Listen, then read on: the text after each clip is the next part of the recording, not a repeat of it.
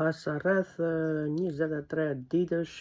duke u sjell vërtall sa me një gjykat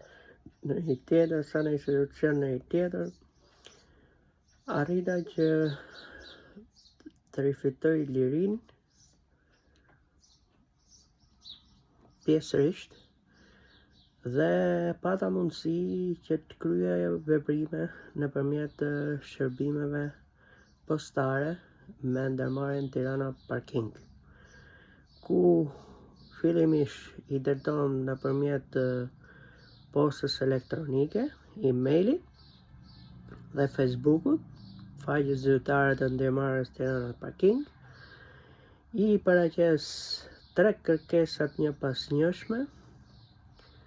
ku ka marrë përgjigje nga drejtoresha zonja Englatina Zëre, sikur dokumentat që kërkoj unë i ka dorëzuar avokatit zotit Arben Gramo, po kështu dhe ndodhen në gjykat. Nga verifikimet e bëra, këto dokumenta nuk rezultuan, nuk janë as sot në dosje, e cila përgatitet shkoj gjykat lartë, pra një mashtrim i drejtoreshës dhe një shmangje e plot nga detyrimet ligjore që ka jo vetëm ndaj punonjësve, por dhe nga një sër institucionesh që u morën me këtë punë. Kjo ishte edhe pse faktet ishin shumë të hapura, pas angazhimit të saj në fillimet e fara sikur do të vente në dispozicion gjithçka, ndodhi e kundërta, drejtoresha zonja Englatina Zëre filloi të fshihej, të mos vepronte sipas ligjit dhe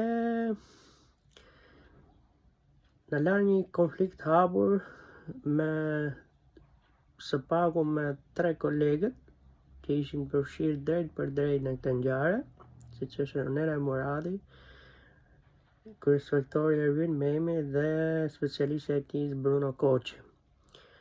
Pra, as nuk vërtetonte as se ekziston apo as se nuk ekziston. Ky konflikt zgjati për shumë kohë dhe kemi hyrë tani në vitin e 9 dhe akoma sistemi i drejtësisë nuk është në gjendje të japë një zgjidhje që me një vullnet të pastër ligjor dhe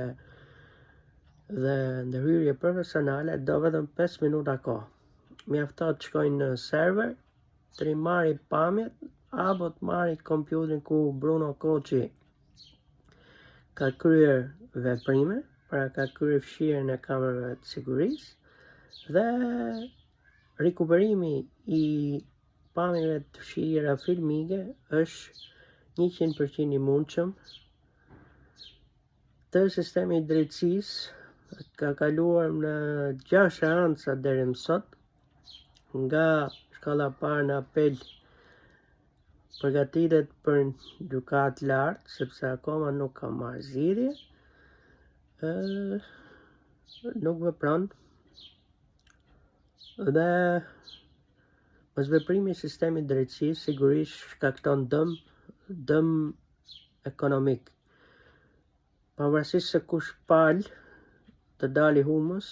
dëmi ekonomik do të jetë shumë i lartë dhe do të vijë si pasojë e mosveprimeve të sistemit të drejtësisë në kohë.